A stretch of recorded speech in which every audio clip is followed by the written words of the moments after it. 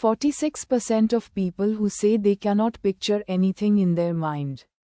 Not a face, not a room, not their own kitchen, report dreaming in full images anyway. The condition is called aphantasia. And until a study published this month in the journal Scientific Reports, nobody had systematically checked whether the blank mental screen people describe while awake carries over into sleep.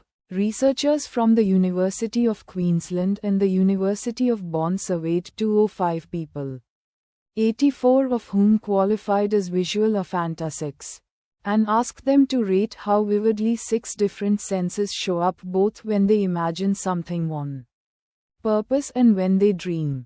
The waking answers were exactly what you would expect. Aphantasics reported almost no visual imagery at all.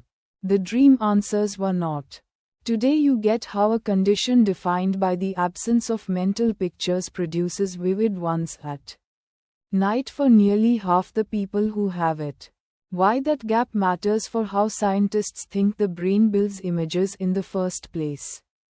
And where a self-reported survey about dreams runs into its own limits. Aphantasia is the inability to voluntarily call up a mental image. Ask someone with the condition to picture a red apple. And nothing appears. No shape, no color, just the knowledge that apples are red and roughly round. First named in scientific literature in 2015. Though people had described the experience for over a century before that. Aphantasia is now estimated to affect somewhere between 1 and 4% of the population. It is not blindness. And it is not a memory problem. People with aphantasia can describe an apple perfectly, recognize one on sight, and recall facts about it without effort. What is missing is the voluntary, on-command visual experience most people take for granted when they close their eyes and picture something. The condition sits on a spectrum too. Some people report zero imagery in any sense, including sound and touch, while others lose only the visual channel and keep the rest. That spectrum is exactly why researchers wanted to test dreaming specifically. Dreaming is imagery the brain produces without being asked for it, involuntarily, during sleep. If aphantasia were simply a broken image generation system, dreaming should be affected the same way deliberate imagination is. The study set out to find whether that assumption actually held up. The researchers did not just ask about pictures. They asked participants to rate 6 separate channels: vision, hearing, smell, taste, touch, and inner speech, twice. Once for how vividly each shows up during deliberate waking imagination, and once for how vividly each shows up in dreams among the 84 visual aphantasics. 46% said they always dream in pictures, and only about 8% said they never do. That alone was the headline finding. But the more useful result was buried in the other 5 senses. Whatever a person could not summon while awake tended to be duller in their dreams too. And that pattern held most strongly for inner speech, hearing, and taste. Someone who could not talk to themselves in their head while awake was less likely to hear dialogue. In a dream, vision was the one exception to that pattern. But the researchers point to an obvious reason. Nearly everyone in the aphantasic group started with almost no waking visual imagery.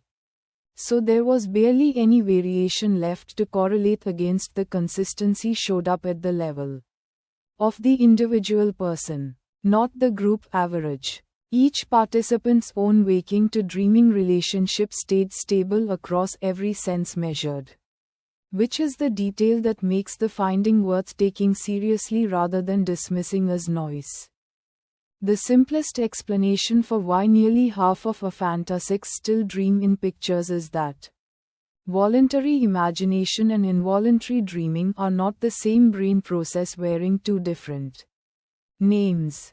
Deliberately picturing an apple requires initiating the image, holding it steady, and manipulating it. A top-down task that leans on the prefrontal cortex directing the visual system.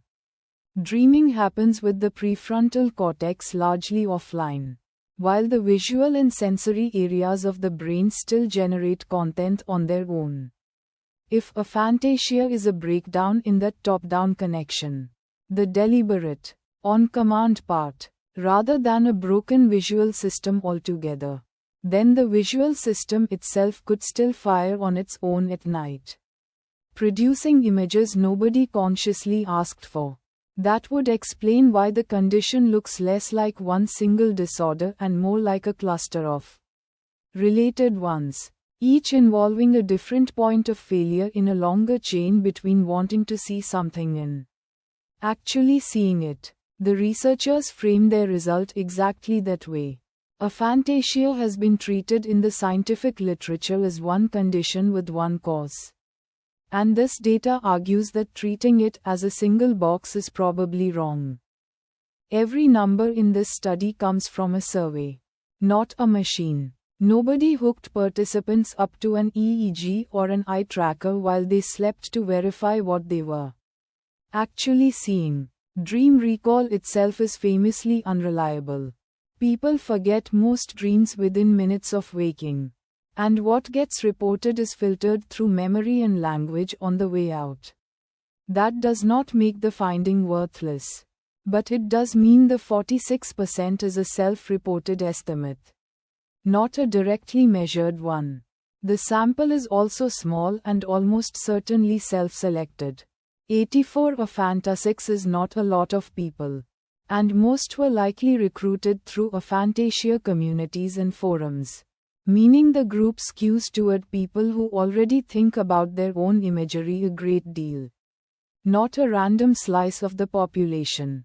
The vision comparison, the one sense the study was actually built around, is also the weakest part of the analysis, precisely because almost everyone in the group started near zero on waking vision, leaving little room to test whether the waking to dreaming link holds the same way it does for hearing or taste. This is a real, published, peer-reviewed result. It is also a first pass at a question, not a settled answer. Recap.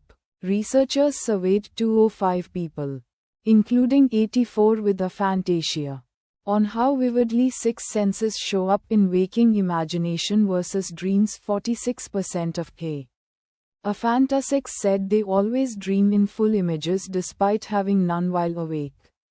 And the senses each person could not summon awake tended to be the same ones muted in their dreams. A pattern that held individually, not just on average. Signal or noise? Signal, with real limits attached. The core finding, that involuntary dreaming and voluntary imagination behave differently in the same brain, is peer-reviewed, methodologically reasonable for the tool available, and lines up with what neuroscientists already know about which brain regions handle deliberate versus automatic image generation. Where you should slow down is the word proof. A self-reported survey of 84 self-selected people establishes a pattern worth investigating with harder tools, not a settled fact about how every aphantasic brain works. The honest version, the ability to picture an apple on command and the ability to see one in a dream may be running on two different systems entirely, and for a lot of people, only one of them is broken. Subscribe for the science stories that survive the fact check. Signal from the noise. Every week.